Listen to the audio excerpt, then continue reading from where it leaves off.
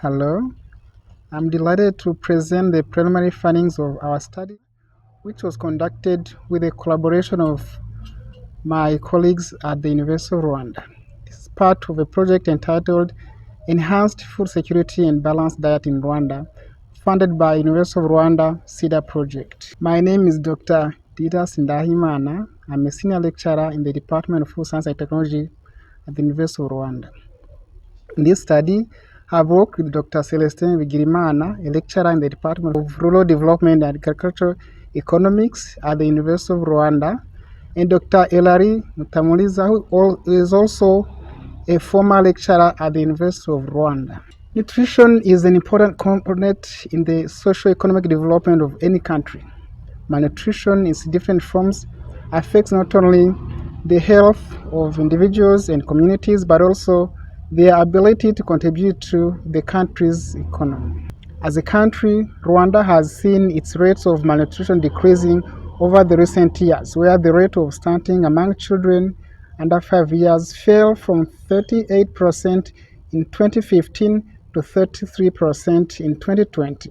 However, this rate remains high and continued efforts are needed to overcome this problem.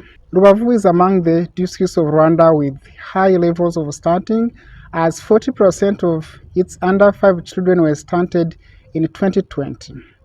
It is with this background that we conducted a study to assess the different factors that can affect food consumption and dietary patterns in this district. Our study focused on the following aspects: household agricultural practices, nutrition education and knowledge, household food security, and dietary practices. By identifying these factors, we hope to contribute to the development of targeted interventions and policies that promote healthier and more sustainable dietary practices in the country. This cross-sectional study was conducted in Rubavu district, and a total of 300 households were involved. The study participants included 36% of males and 64% of females.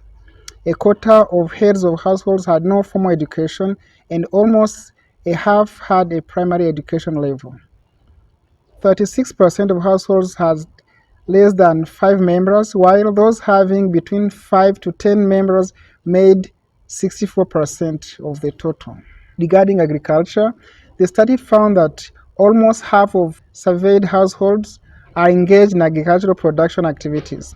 Among these, 30% grow fruits, while 73% grow vegetables.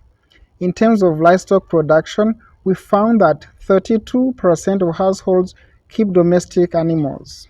Among raised animals, sheep occupy 39% of households, cows are raised in 16% of households, chicken make 11%, while a quarter of households raise more than one type of animals. Regarding nutrition education, 54% of respondents reported to have received a training on nutrition. However, only a quarter of respondents were able to correctly identify an example of a balanced diet. On the other hand, a very high rate of respondents, that is 87%, knew the right duration of exclusive breastfeeding. Concerning food consumption in households, only 30% of respondents admitted being able to have 2 meals per day, while 62% reported having only 1 meal per day. The daily consumption of vegetables was reported in a third of households, while only 60% reported consuming fruits on a daily basis. 8% surveyed households reported to consume milk on a daily basis, and as high as 40% of households never consume milk. For meat consumption, 11% of households consume it 2 or more times a week, while the daily consumption of eggs was observed in 2% of households, with 10% consuming them at least 2 times a week. When asked about challenges faced by households while choosing foods to consume, 84% cited the high cost of food as a limiting factor. In conclusion, there is still need to improve food consumption practices, and strategy to achieve this must consider the multi-dimensional approach given the numerous factors that affect food consumption and nutrition. Community nutrition education should be combined with strategies to increase food productivity and improve family income. Thank you.